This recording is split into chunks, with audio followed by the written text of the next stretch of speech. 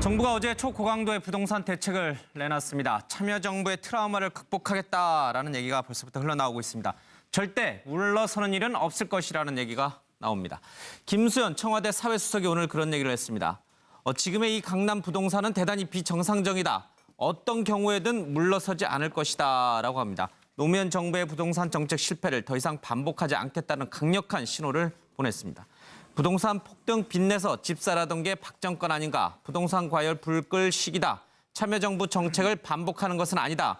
남은 5년 동안 부동산 안착시킬 시간이 있다라고 얘기를 좀 하고 있습니다.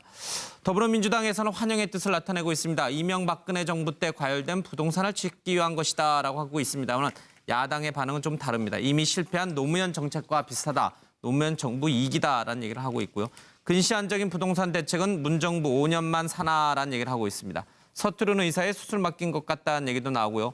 장타가 필요한데 단타에 그쳤다라고 정의당은 얘기를 하고 있습니다. 양도세 규제 말고 집을 갖고 있는 사람들에 대한 보유세도 좀 매겨야 되는 거 아니냐는 얘기를 하고 있습니다. 자, 참여정부의 제2탄이냐 아니면 참여정부와는 또 다른 새로운 문재인 정부의 부동산 정책이냐 갈림길에 서 있는 것 같습니다. 관련 영상 보고 오겠습니다. 정부는 집을 거주 공간이 아니라 투기 수단으로 전락시키는 일은 용납하지 않겠습니다. 이를 위해 정부는 더 이상 주택 시장을 경기 부양의 수단으로 이용하지 않겠다는 확고한 원칙을 세웠습니다.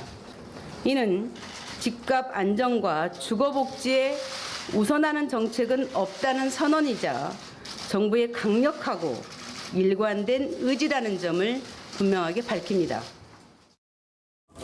MB 정부, 특히 박근혜 정부에서 이른바 인위적인 경기 부양을 한다고 초이노믹스를 실행한다고 부동산과 관련한 각종 규제를 푸는 바람에 투기 자금이 부동산 시장에 유입되게 하는 그런 빌미를 제공을 했습니다.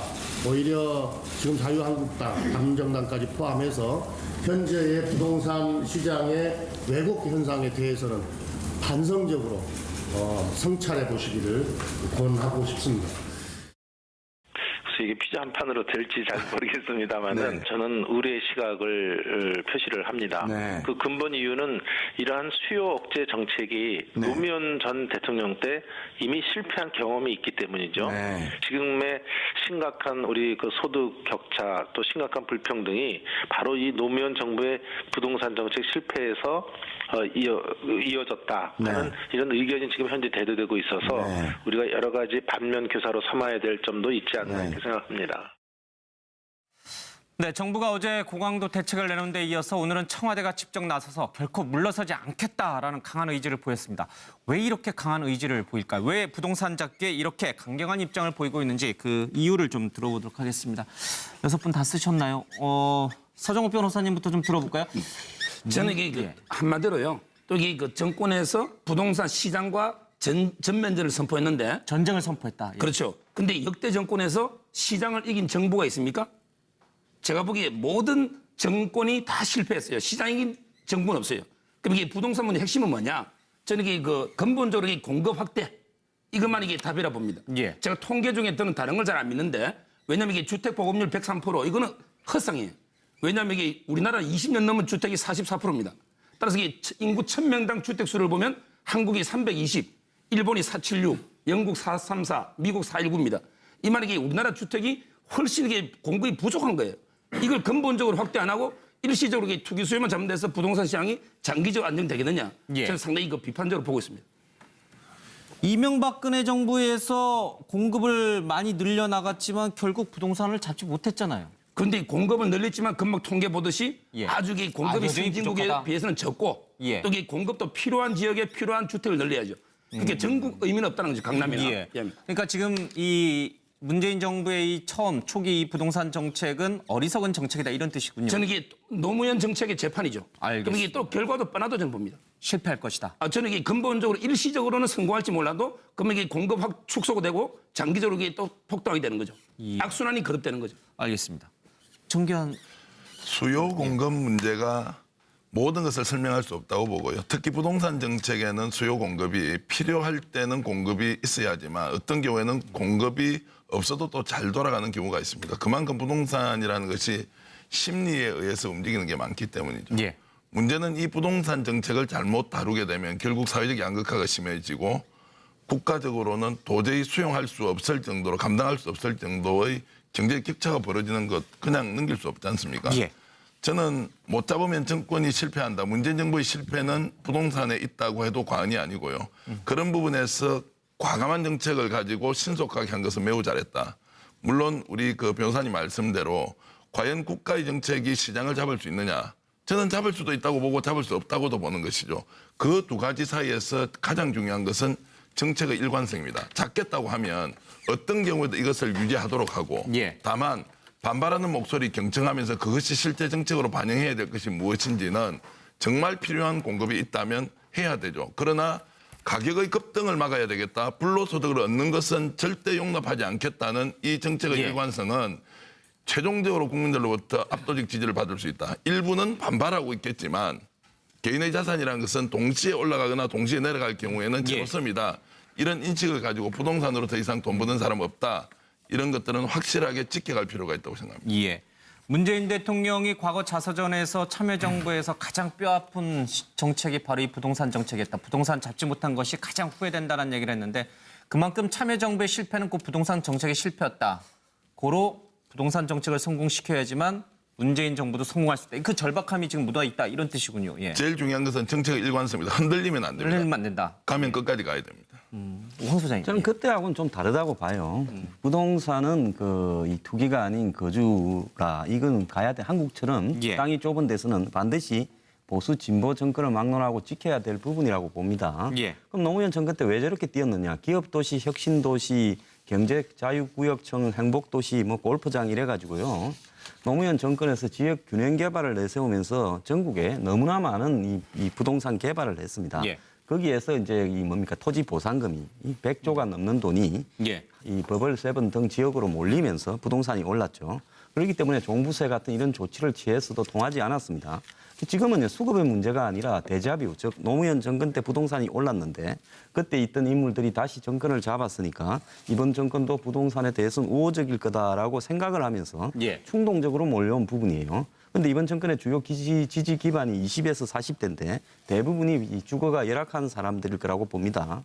그래서 이번에 실패하게 되면 지지율이 하락할 수밖에 없기 때문에 예. 정권이 초장에 아예 잡았어야 되는데 부동산이 적당히 올라가는 부분이 이 정권으로 봐서는 경제를 갖다가 이렇게 활성화시키는데 나쁠 것도 없다고 6.19 대책이 느슨했어요. 예. 그러니까 시장에 신호를 준 게 뭔가 하면 이 정권도 역시 부동산 부양이구나라고 오판을 하게 만들었고 예. 그것이 지금 급등으로 가니까 정권이 지금 이 사활을 걸고 나섰는데요. 지지율을 잡겠다고 사활을 걸고 나섰으니까 어느 정도는 진정이 될 거라고 봅니다. 예, 지금 문재인 대통령이 이제 휴가 중입니다만은 이제 지지율 리얼미터 여론조사긴 합니다만은 70%대까지 좀 하락세를 보이고 있어요. 그런데 여기서 부동산 정책마저 제대로 성공하지 못할 경우에는 저 70%도 더 무너질 수 있다라는 그러니까 절박함이 지지 있다는 기반 젊은 세대에서의 이탈이 예. 시작될 수 있겠죠.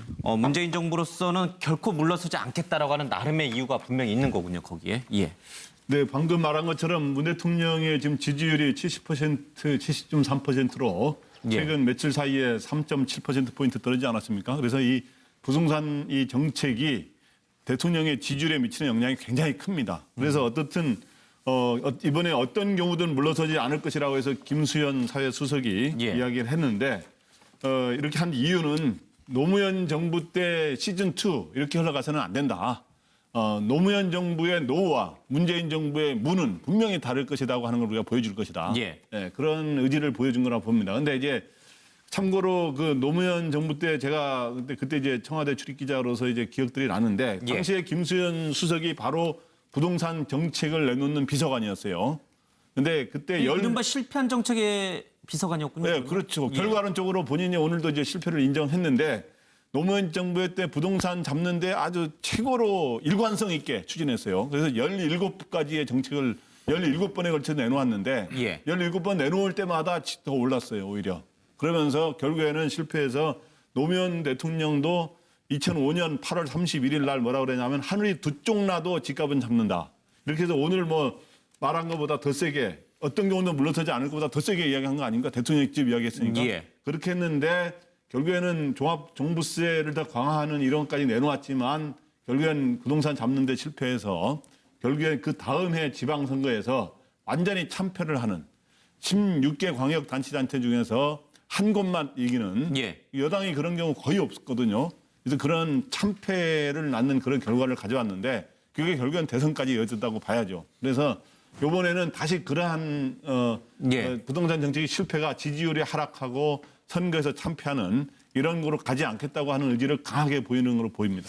일단 시장의 반응은 거래가 뚝 끊기기도 하고요. 당황스럽다 이런 쪽 반응이 좀 많이 있는 것 같습니다. 일단은 지금 시장이 이번 고강도 대책에 대해서 조금 순응하는 듯한 모양새를 보이고 있는데 역시 시간을 갖고 좀 지켜봐야겠죠. 실패로 갈지는 성공할지는. 네, 그러니까 지난번에 17번이나 실패했으니까 예. 최소한 반면 교사로 삼아서 다시 실패할 정책을 내놓으면 안 되잖아요. 그래서 어저께 굉장히 센 정책을 내놨다. 예. 그보다 더 고강도의 여러 가지 세금이라든가 예. 청약이라든가 뭐 이런 여러 가지 이런 거로서 금융이라든가 이런 거로서 삼중 소위 고강도 대책을 예. 내놓은 거 아닙니까? 그렇기 때문에 이번에 당장 주춤하고 내려가는 효과는 있는데 중장기적으로 과연 효과가 있느냐에 대해서는 엇갈리는 것 같습니다. 예, 김수현 수석이 노무현 정부 때 부동산 정책을 주도했던 그런 비서관이었군요. 예, 예.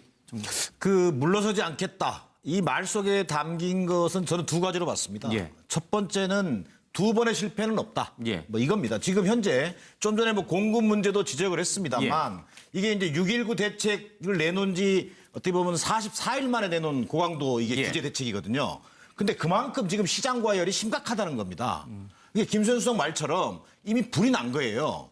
불이 났는데 빨리 불을 꺼야 될 거 아닙니까? 근데 불을 꺼야 될 상황에서 왜 그 자리에 집을 짓지 않느냐. 공급 대책을 얘기하는 것은 지금 단계에서는 적절치 않다. 공급이나 수요와 공급을 철저하게 고려하면서 해야 되겠지만 저는 먼저 그 부분을 지적하고 싶고요. 실제 이 집값 폭등이 왜 중요하냐면 청년 세대 또 우리 서민들을 좌절케 하는 겁니다. 예.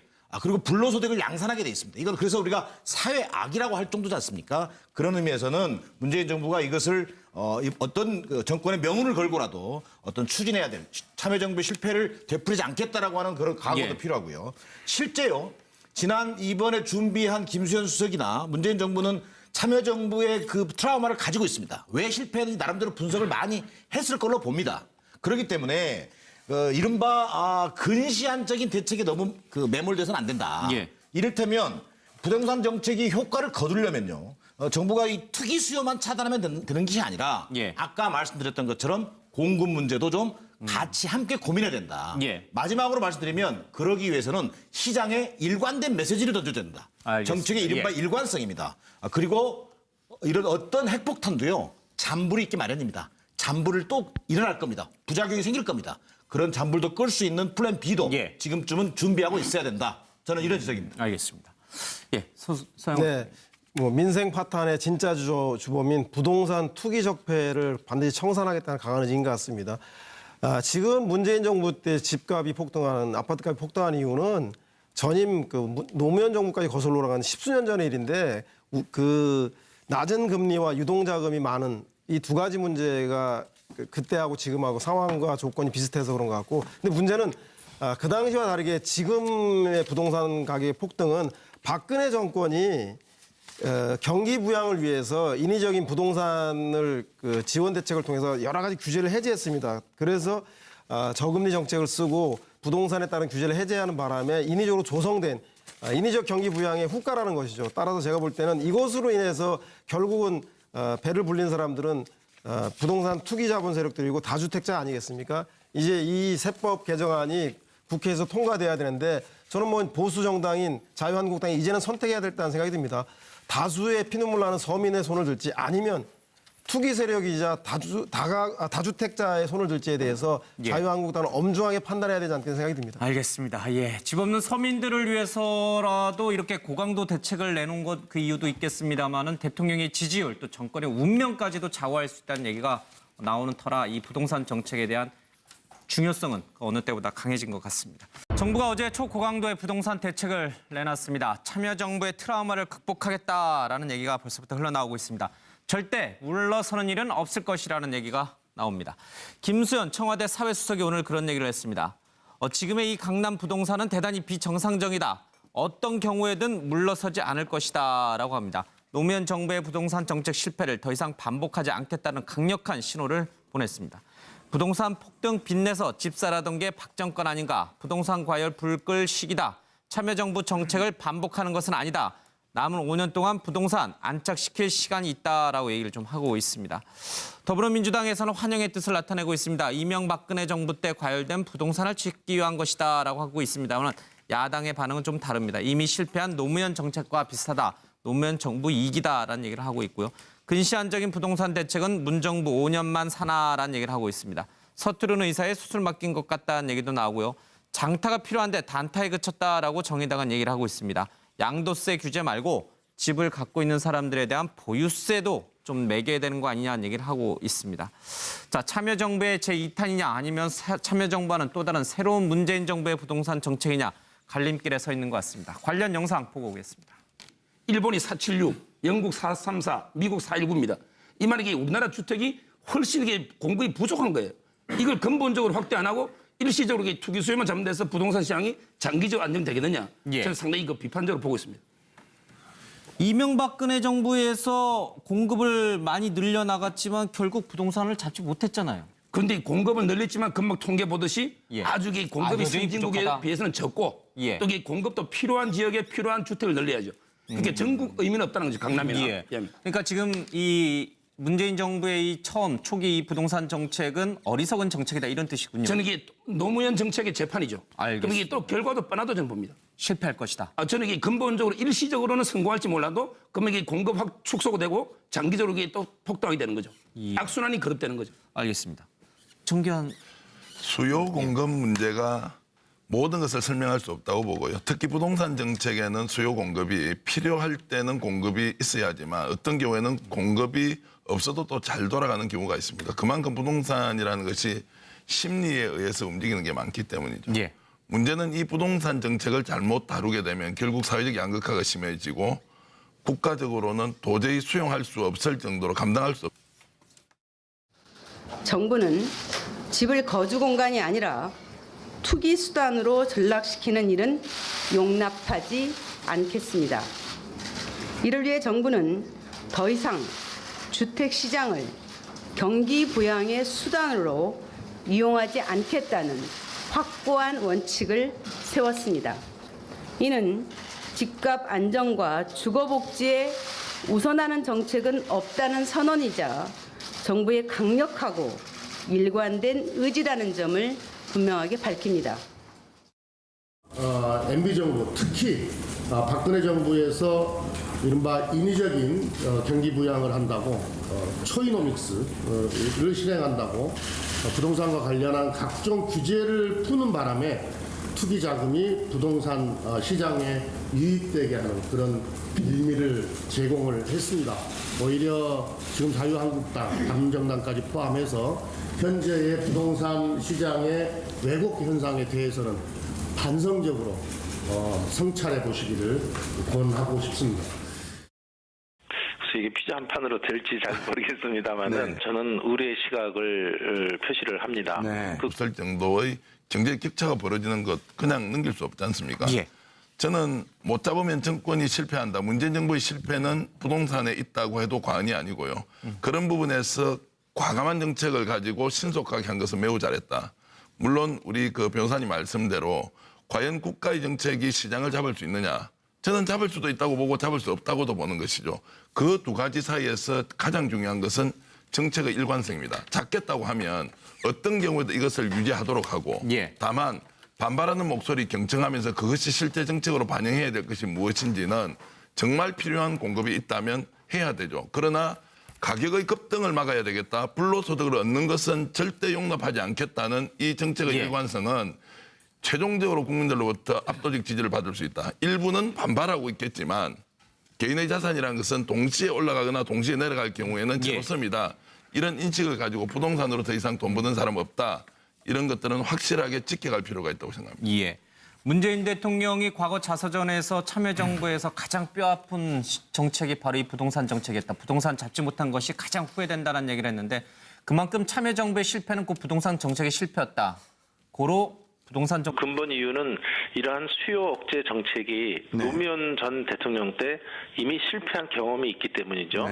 지금의 심각한 우리 그 소득 격차 또 심각한 불평등이 바로 이 노무현 정부의 부동산 정책 실패에서 이어졌다 하는 이런 의견이 지금 현재 대두되고 있어서 우리가 여러 가지 반면 교사로 삼아야 될 점도 있지 않나 이렇게 생각합니다. 네, 정부가 어제 고강도 대책을 내놓은 데 이어서 오늘은 청와대가 직접 나서서 결코 물러서지 않겠다라는 강한 의지를 보였습니다. 왜 이렇게 강한 의지를 보일까요? 왜 부동산 잡기에 이렇게 강경한 입장을 보이고 있는지 그 이유를 좀 들어보도록 하겠습니다. 6분 다 쓰셨나요? 서정욱 변호사님부터 좀 들어볼까요? 저는 이게 한마디로요. 또 이게 그 정권에서 부동산 시장과 전면전을 선포했는데 전쟁을 선포했다. 예. 그렇죠. 근데 역대 정권에서 시장을 이긴 정부가 있습니까? 제가 보기에 모든 정권이 다 실패했어요. 시장 이긴 정부는 없어요. 그럼 이게 부동산 문제 핵심은 뭐냐? 저는 이게 그 근본적으로 이 공급 확대 이것만 이게 답이라 봅니다. 예. 제가 통계 중에 저는 다른 걸 잘 안 믿는데 왜냐하면 이게 주택 보급률 103% 이거는 헛상이에요. 왜냐하면 이게 우리나라 20년 넘은 주택이 44%입니다. 따라서 이게 인구 1000명당 주택 수를 보면 한국이 320,